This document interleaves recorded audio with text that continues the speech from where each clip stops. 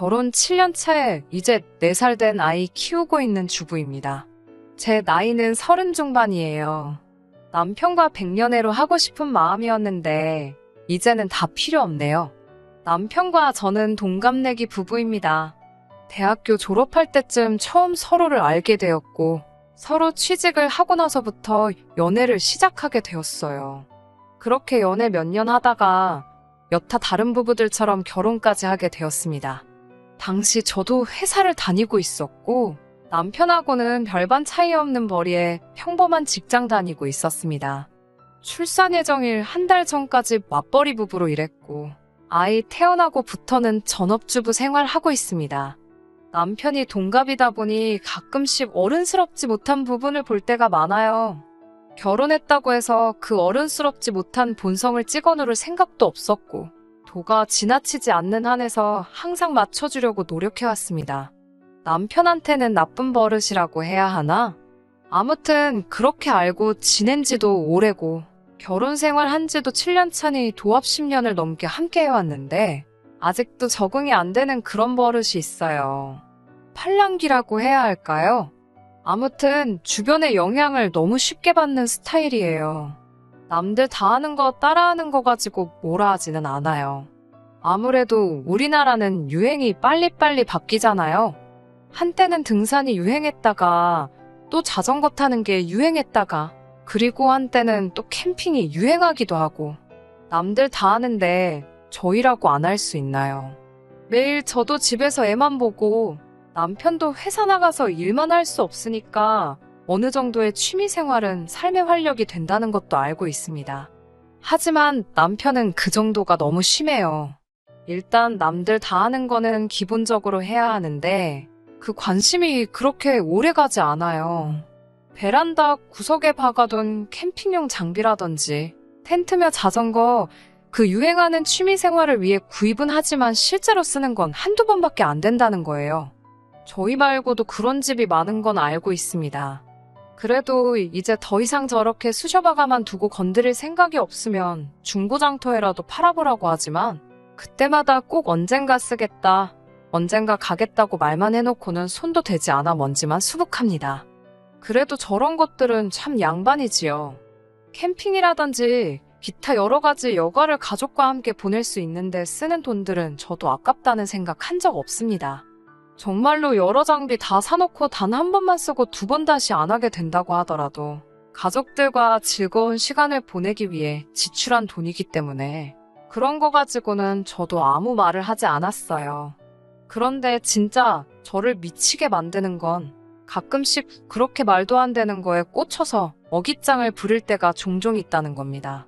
근데 그게 예전부터 관심이 있던 거고 그랬다면 저도 허락을 해주고 지원을 해주겠지만 어디서 뭐 하나를 보고 나서 아주 눈이 뒤집혀서 자기도 해야겠다 우겨댈 때가 있는데 그럴 때마다 진짜 달래는데 아주 애를 먹습니다. 남편은 결혼 전에도 그렇게 유행하는 거에 눈이 돌아가서 속썩인 적이 있어요. 결혼 이야기가 오고 가면서 신혼집을 구하기 위해 양가에서 돈을 비슷하게 지원받았어요. 남편이나 저나 외동이기 때문에 다행스럽게도 양가에서 받은 지원만으로도 신혼집을 구할 수 있었습니다. 그러다 보니 저희가 모아놓은 돈을 가지고 혼수나 기타 결혼식 비용으로 사용하더라도 대부분의 돈이 고스란히 남는 편이었어요. 그래서 차라리 대출을 끼더라도 우리 돈까지 합해서 조금 더 투자 가치가 있는 지역에다가 신혼집을 구하면 어떻겠냐고 했죠. 그런데 남편이 심각한 표정으로 저한테 건의를 하더라고요. 신혼집은 그냥 적당한 곳 구해서 살자고, 그리고 회사 사직서 내고 우리 여태 모아놓은 돈으로 6개월 정도 배낭여행을 다녀오자고요. 그때쯤 배낭여행이 유행이었거든요. 당시 남편이 여행 관련 서적도 많이 읽고 어디를 가보고 싶다고 하는 등 관심을 갖고 있다는 것쯤은 알고 있었지만 그건 그냥 막연하게 언젠가 그 나라에 가보고 싶다, 나중에 꼭 가보자 하는 정도였지. 당장 멀쩡히 다니고 있는 회사까지 그만두고 배낭여행을 가자니 어이가 없었어요. 그게 뭔 말도 안 되는 소리냐. 다녀오면 누가 우리 취직은 공짜로 시켜준대냐. 배낭여행도 좋지만 조금 현실을 봤으면 좋겠다 남편을 어르고 달랬습니다. 말한다고 바로 들어먹는 사람도 아니고 배낭여행 가자는 소리 더 이상 안 나오게 될 때까지 한 달 가까운 시간이 걸렸어요. 배낭여행을 다녀온 그 자체만으로도 기업에서는 우리를 다르게 볼 거다. 다녀오면 더 좋은 직장 취직은 따놓은 거나 마찬가지다 하면서 오히려 저를 설득시키려고 하더라고요. 아무리 그래도 그렇지 6개월 동안 배낭여행을 하면 둘이서 그 비용이 아무리 아꼈어도 5천만 원은 좋게 들지 않겠냐 했더니 너는 배낭여행이 무슨 호화 세계 일주 생각하는 거냐고 하면서 현지에서 아르바이트 같은 거 하면서 모자란 비용을 충당하고 하는 게 배낭여행의 진짜 묘미가 아니겠냐고. 그러면 비용도 얼마 안 들고 추억도 많이 쌓지 않겠냐고 어깃장을 부리며 오히려 저를 나무라는데 제가 미쳤나요? 말도 안 통하는 나라에 가서 아르바이트까지 해가며 배낭여행을 하게요? 저는 당연히 거절했고 그 뒤로도 계속 배낭여행의 배짜도 꺼내지 못하게 만들 때까지 엄청 오랜 시간이 걸렸습니다. 아무튼 저는 안 간다고 했는데 남편이 그때 파혼 이야기까지도 꺼냈어요. 너랑 나랑은 가는 길이 다른 것 같다나요. 이게 다 뼈가 되고 살이 되는 경험이라고 견문을 넓히고자 함인데 왜 이해를 못 해주느냐 하면서 말입니다. 오죽하면 시어머니한테 연락해서 남편 좀 말려달라고 울면서 부탁할 정도였어요. 정말 그때는 이 사람 아니면 결혼을 못한다고 생각한 건지 차라리 그때 파혼을 했으면 이제 와서 이런 일이 있지도 않았을 거라는 생각까지 드네요. 사놓고 손 한 번 안 대는 캠핑 장비 같은 여가용품은 정말 양반입니다.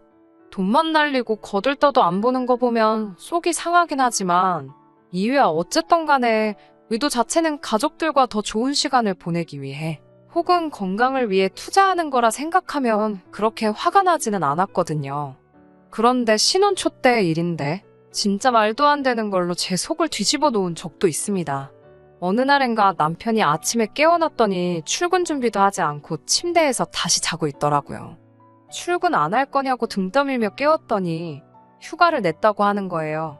저는 휴가를 냈다고 하길래 월차라도 쓴 건 줄 알고 뭐 어디 몸이 안 좋냐 걱정을 했죠. 그랬더니 월차를 낸 게 아니고 자기 정기휴가를 써버렸다고 하네요. 하루도 남기지 않고 싹 다 써버린 거죠. 여름에 같이 여행 가기로 한 건 어쩌고 제정신이냐고 빨리 회사 출근해서 휴가 낸 거 취소하라고 아주 난리버거지를 쳤어요. 남편은 그것보다 더 중요한 일이 있어서 그런 거니 이해 좀 해달라고 하더라고요. 마침 제가 출근해야 할 시간이 다 돼서 이야기 마무리 짓지 못하고 출근을 하게 되었습니다. 출근하고도 자꾸 신경이 쓰이고 내일은 회사에 가서 휴가 취소하고 오라고 아무리 연락을 해도 받지를 않았어요. 퇴근하고 집에 들어오니까 맙소사. 아직 결혼 안 한 지 친구들 불러다가 집을 아주 난장판에 만들어놨더군요. 신혼집 리모델링 할 때 꽤 큰 돈 들여서 만든 붙박이장을 뜯어내고 옷방으로 쓰던 방을 개조해서 뭐 집안에다가 무슨 바를 만든 데나 어쩐 데나 하면서 지들끼리 아주 신이 나서 두드려 받고 난리가 났어요. 제정신이냐고 옷방으로 들어갔는데 이미 자기들끼리 필요한 거 다 만들어 놓고 냉장고도 어디서 구했는지 가져다 놓고는 이제 주말마다 술은 우리 집에 와서 마셔야겠다고 낄낄대고 있더라고요. 방 안에 보니까 주류백화점 쇼핑백이 보여서 열어보니 양주를 종류별로 한 20병 정도를 사왔더라고요. 이게 다 뭐냐고 하니까 칵테일을 만들려면 술이 여러 종류가 필요해서 산 거라고 하더라고요. 제가 참다가 양주 산다고 100만 원을 넘게 쓴 영수증을 보니까 더 이상 참을 수가 없어서 소리 빽 지르고 남편 친구들부터 다 집에서 내쫓아버렸어요. 실실대면서 있던 남편 친구들도 제가 소리 지르는 거 보니 이내 겁을 먹고 눈치를 보면서 슬슬 밖으로 나가더라고요. 남편한테는 하루라도 빨리 가서 이 술들 환불해오는 게 신상에 좋을 거라고 내일 퇴근하고 돌아왔는데 이 술들이 아직 집에 있으면 보는 앞에서 술병 하나하나씩 다 깨부숴버릴 거라고 했어요. 남편은 자기가 해놓은 꼴을 보고도 적반하장으로 왜 내가 내 돈 벌어서 취미생활을 하려고 하는데 방해를 하느냐 따지기 시작했습니다. 내가 언제 취미생활을 못하게 했느냐고. 그런데 이건 해도 너무한 거 아니냐 한마디 했어요. 그리고 맨날 소주만 마시던 양반이 언제부터 양주에 취미가 붙었냐고 하니 이제는 자기도 어른이니까 맨날 소주만 마실 수 없지 않느냐면서 이것 좀 보라고 말하며 인터넷으로 뭘 하나 보여주더라고요. 동영상은 여자인 제가 딱 보기에도 남자가 눈 돌아갈 만한 취미 생활들을 전문적으로 다루는 동영상 채널이더라고요. 어두컴컴한 방 안에 포인트 조명을 넣어서 정말 멋들어지게 영화에나 나올 법한 바를 하나 만들어 놓고 양주를 한 잔씩 종류별로 리뷰해주거나 칵테일을 종류별로 어떻게 만드는지 상세하게 나와 있는 채널이었어요. 그 채널이 잘못한 게 아니죠. 또 어쩌다 저런 거 몇 개 보고서는 눈이 획 돌아가서 자기도 저걸 집에다가 똑같이 만들겠다고 내게 상의도 없이 휴가까지 내고 집안 살림까지 때려부숴가며 저 몰래 이렇게 하는 남편이 문제였어요. 그리고 언제부터 양주 마시는 게 자기 취미였다고 팔자에도 없는 취미 생활을 또 시작한 거죠. 아무튼 안 된다고. 이런 거 할 거면 결혼을 하지 말았어야지. 왜 부부가 같이 사는 집에다가 술집을 차리려고 하냐 했더니 입이 대빨 나와가지고는 제가 주말에 브런치 먹자고 와플 기계랑 커피 머신 산 거랑 뭐가 다르냐며 따지고 들더라고요. 똑같은 건 또 뭐냐고. 제발 좀 제정신 차리라고. 와플이나 커피는 우리 결혼 생활을 위해 사용하는 물건인데 집에 친구들 불러서 놀 생각에 집에다가 바를 만드는 거하고 어떻게 똑같을 수가 있냐고 따지니 저도 같이 양주를 마시면 공동을 위한 지출인 거나 마찬가지 아니냐고 하길래 너는 내가 술을 언제 마셨다고 양주 마시는 게 공동의 취미가 될 수 있겠냐고 하니 거품을 물며 기세등등하던 모습은 온데간데 없고 찍소리도 못하더군요. 아무튼 좋은 말로 할 때 친구들 다시 불러서 붙박이장도 다시 설치해놓고 집 난장판 만들어 놓은 거 다 치워놓고 이 값비싼 양주들도 다 환불해오라고 했습니다. 결국 남편은 휴가 다 써버린 걸 취소도 못해서 그렇게 그해 여름에는 어디 여행도 가지를 못했어요. 그나마 다행이라고 생각했던 건 그때 그렇게 한번 크게 내지른 덕분인지 그 뒤에는 저런 허튼 짓은 따로 안 하고 조용히 있더라고요. 양주는 환불했는데 한 병은 꼭 자기가 마셔보고 싶었던 술이라면서 끝까지 환불을 안 했어요. 그러고선 한 잔 마시고 취향이 안 맞았는지 아직도 저희 집 장식장 구석에서 한 잔 먹은 그대로 모셔두고 있습니다. 입에도 맞지 않는 양주 가지고 집에 바를 만드네 어쩌네 해놓고서는 술은 역시 소주라면서 그 뒤로 양주를 입에도 댄 적이 없어요. 물론 그러는 와중에 건강을 위해 자전거를 타겠다 하면서 자전거며 장비들 사는데 큰돈 들이고 그런 일은 있었지만 말 그대로 자전거 타는 게 건강을 위해라면 나쁘지 않겠다 싶어서 허락해줬어요. 정확하게 저를 이해시킬 수 있는 부분에 대해서는 저도 크게 반대하지 않고 저희 가계부가 허락하는 한에서는 남편도 건강한 취미생활 즐길 수 있게 저도 물심양면 지원해줬습니다. 100만 원 넘게 들여 자전거 사저건만 다리 아파서 일에 지장 준다고 몇 번 타다 말았고 또 캠핑 장비도 비슷한 돈 들여서 구매했건만 제가 야외에서 저한테 벌레가 달려들어서 무서워했는데 제가 고생하는 것 같아서 캠핑은 땡기지가 않는다고 하고는 그 이후로 따로 캠핑을 간 적은 없었지만요. 남들 다 하는데 돈 아깝다고 못하고 하는 게 무조건 좋은 것만도 아니라고 생각하고 제 스스로 현모양처라고 자부하기는 그렇지만 그래도 최대한 일에서 받는 스트레스를 풀 수 있는 여건을 만들어주기 위해 노력 많이 했다고 생각합니다. 그렇게 저는 아이를 갖게 되고 아이 태어나면서부터는 회사 그만두고 집에서 아이 돌보며 남편이 벌어다주는 돈 관리하고 가게 꾸리고 살림하고 그렇게 별 탈 없이 평범하게 살고 있었습니다. 남편도 책임감이 생긴 건지 어줍잖은 취미생활 이야기는 남들 다 하는 거 말고는 딱히 말을 먼저 꺼낸 적이 없었어요. 그리고 얼마 전 일이네요.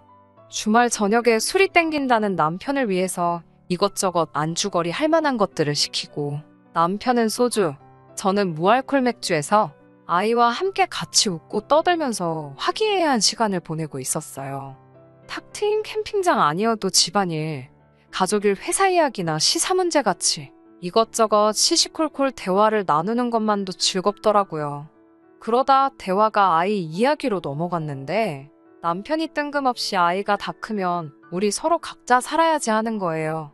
그동안 크게 싸우거나 다툰 일도 없고 분위기 좋게 먹고 마시며 이야기하고 있었는데 각자 살자고 하는 말에 순간 망치로 뒤통수를 세게 얻어맞은 듯한 충격을 받았어요. 너무 충격적이다 보니 그 순간에는 말도 제대로 안 나오더라고요. 그리고 평소에도 아이가 다 크면 각자 살 생각을 하고 있었나 하는 생각에 눈물까지 나오려고 하더라고요. 남편은 제 반응을 보더니 대수롭지 않은 척 웃으면서 저한테 말을 하더라고요. 애가 다 크면 자기는 시골에 가서 살고 싶은데 제가 싫다고 했다는 거예요. 말문이 막혀서 제가 언제 시골에서 살기 싫다고 한 적이 있냐 물어보니 예전에 캠핑장 갔다가 보니 벌레도 무서워하는 것 같고 저번에 여행 갔을 때도 한적한 시골 동네 보고 이런 데서 살면 좋겠다고 한 자기 말에 제가 도시까지는 아니어도 이런 데서는 별로 살고 싶지 않다는 식으로 반응을 보였었다고 하는 겁니다. 남편은 애가 다 크면 그때쯤에는 모아놓은 돈 가지고 한적하게 시골에 가서 텃밭 가꾸면서 채소도 직접 기른 걸로 먹고 닭 몇 마리 키워다가 그날그날 신선한 계란도 먹고 그게 바로 신선 노름이 아니겠냐고 자기는 은퇴 후에는 꼭 시골에 가서 살고 싶다고 하는 거예요. 물론 시골 가서 살자고 해도 제가 거절했겠지만 그래도 저랑은 상의 한마디도 없이 제 의사 따위는 물어보지 않고 벌써 노후에 애 독립시키고 자기는 저랑도 떨어져서 혼자서 살겠다는 생각을 했다는 게 참 그렇더라고요. 그 짧은 시간 동안 속으로 저는 남편이 평소에 나한테 그렇게 시달리고 있었나? 하고 싶은 거 못하게 하고 바가지 긁기는 했지만 그래도 벌써부터 각자 살자는 말이 나올 정도로 크게 뭐라고 한 적은 없는 것 같은데 하는 생각부터 애가 이제 겨우 4살인데 벌써부터 각자 살고 싶다는 말을 꺼내다니 싶었습니다. 아이 태어나면서 맞벌이 그만두고 외벌이로 살고 있었는데 제가 일을 안 해서 자기가 번 돈을 가족을 위해 쓰는 게 아까워서 그러는 건가 하는 생각까지 정말 오만 가지 생각이 짧은 시간 동안 다 들었어요. 그러다 정신이 퍼뜩 들어서 아무리 애가 무슨 말하는지 못 알아듣는다지만 그게 지금 애 보는 앞에서 할 소리냐고 따져 물었습니다. 제가 잠깐 충격 먹었다가 성질을 내고 있으니 그제서야 남편은 자기가 큰 실수를 한 걸 깨닫고는 제가 시골이 싫다고 하는 것 같아서 그냥 해본 말이라면서 둘러대더라고요. 그러면서 얼마 전에 TV 프로그램을 하나 봤는데 시골에서 아궁이에 불 피워가며 직접 음식 해먹고 그러는 게 너무 좋아 보여서 해본 소리라고 변명을 하기 시작했습니다. 또 그놈의 못된 팔랑귀가 화근이 된 거였어요. 시골에서 살아본 적도 없는 두 사람이 그냥 의지만으로 텃밭 가꾸면서 지낸다고 사라지겠나요? 당장 혼자서는 가스불도 제대로 못 붙이는 사람이 아궁이에 불을 피워서 밥을 해먹고 살자니 정말 그게 지 입에서 나올 만한 소린가 싶었습니다. 그러면서도 평생 우리 아들과 마누라 위해서 돈 갖다 바치면서 분골쇄신 열심히 살겠다고? 제 가까이로 달라붙어서는 장난식으로 아양을 다 떨더라고요. 그 와중에도 자기가 혼자서 돈 벌고 있다고 유세를 부리는 식으로 말을 하니 정말 이제는 인내심의 마지막이 왔다고 생각했어요. 그런데 또 사과한다고 옆에 와서 하는 말이 어차피 나중 가서 다 늙으면 내가 이렇게 말 안 해도 각자 살고 싶어질 거라고. 그게 무슨 엄청 재미있는 농담인 것 마냥 너스레를 떨면서 말하는데 아주 꼴보기가 싫더라고요. 제 옆에서 아양 떨면서 헛소리하던 남편을 그 길로 냅다 발로 걷어차버렸습니다. 바닥에 처참하게 나자빠진 남편은 쓰러진 채로 저를 올려다보며 이게 뭐하는 짓이냐고 사과하는데 왜 때리냐고 아주 성질을 내더라고요. 성질 부려서 뭐 어쩔 거냐고 지금 당신 뭐하러 나랑 같이 살고 있냐고 그냥 갈라서자고 했습니다. 보아하니 나랑 헤어지고 싶은가 본데 아이 때문에 애가 다 클 때까지 억지로 내 옆에 붙어서 살 필요 없다고 한마디 했어요. 어차피 애 크고 나서 헤어질 거면 그냥 지금 헤어지자고요. 월급이라고 얼마 벌어오는 거 가지고 쓰고 싶은데 못 쓰게 한다고 유세 부리고 싶었나 본데 내가 일을 할 줄 몰라서 안 하는 줄 아냐고. 아이도 이제 어린이집에 보낼 수 있고 이미 오래전부터 친정어머니께서 아이 돌봐줄 테니 복직하고 싶으면 복직하라는 말씀도 하셨다고 말해줬고 먼저 있던 직장에서도 저한테 가끔씩 연락이 오고 있다는 사실까지도 말해줬습니다. 또 없다고 애랑 내가 굶어 죽을 줄 아냐고. 당장 결혼할 때 배낭여행 안 가고 좋은 집 구해서 집값 오른 것만 가지고도 10년은 놀고 먹을 수 있다고. 재산분할 똑같이 반씩 나눠줄 테니까 애 다 클 때까지 오래 기다릴 것도 없고 그냥 지금 당장 이혼하자고 했습니다. 이혼하자고 꺼낸 저의 말에 남편은 손이 발이 되도록 싹싹 빌었지만 저도 매번 이런 식으로 남편이 뭐 하나에 꽂힐 때마다 계속 이렇게 시달려야 한다는 생각을 하니 더 이상 참을 수 없었습니다. 한두 번도 아니고 쓸데없는 거에 꽂히면 제가 뜯어말려서 제정신 차리게 만들 수는 있지만 그 과정에서 정신적으로 소비하는 감정이 감당 못할 만큼 커져버렸어요. 아무리 TV에서 본 시골 생활이 좋아 보였다 할지라도 배우자인 저와는 아무런 상의도 없이 이미 미래에 이혼해서 각자 살 계획까지 세웠는데 앞으로는 또 뭘 보고 어떤 돌발 행동을 할지 그 눈치 보면서 살 수도 없는 노릇이라 생각했습니다. 그래서 남편에겐 단호하게 이혼 말고는 다른 방법이 없다. 딱 잘라 말했네요. 부랴부랴 며칠 뒤에 시어머니도 제게 연락해서 애가 아직 철이 덜 들어서 그런 거니 용서해달라고 하셨지만 철이 덜 들었다고 하기에 결코 저희 나이가 어린 나이도 아니지 않느냐. 언제까지 이런 식으로 저 혼자 스트레스 받아가며 살아야 할 이유가 또 있느냐 말씀드렸어요. 아무리 남편이 한 말이 농담이었다고 하더라도 언중유골이라고 자기 혼자 돈 버는데 쓰고 싶은데 못 쓰게 한다고? 이혼까지 생각하고 있는 그 본심이 자기도 모르게 묻어나온 거 아니겠냐고. 지금은 애 때문에 같이 살아주는 거라고 하는 것과 뭐가 다를 게 있냐고 말씀드렸어요. 시어머니도 제 말에 틀린 말 하나 없는 거 아시는지 아무 말도 못 하셨지만 그래도 자기 아들 걱정에 이혼하라는 말만큼은 못 하시더라고요. 그래도 저는 이미 마음을 굳힌 상태라 시어머니 설득에도 그냥 이혼 진행했습니다. 반반 결혼하기는 했지만 지금 집은 남편 말대로 배낭여행 다녀왔으면 사지도 못할 집이었으니 법원에서 청구하는 만큼만 남편 몫으로 해주기로 하고 제가 갖기로 했어요. 이혼 과정에서 친정어머니께서 상주하시며 아이를 돌봐주셨고 저는 다시 취직을 할 수 있었고요. 다행스럽게도 양육권 또한 제가 가져올 수 있었습니다. 남편은 아이가 다 클 때까지 양육비를 지급해 주어야 했고요. 남편도 분명 행복할 거예요. 이제 자기가 하고 싶은 쓸데없는 거 전부 다 해도 하지 말라는 사람도 없고 잔소리하는 사람도 없을 테니까요. 아니면 일찍부터 평생의 소원인 귀농을 준비해도 되겠네요.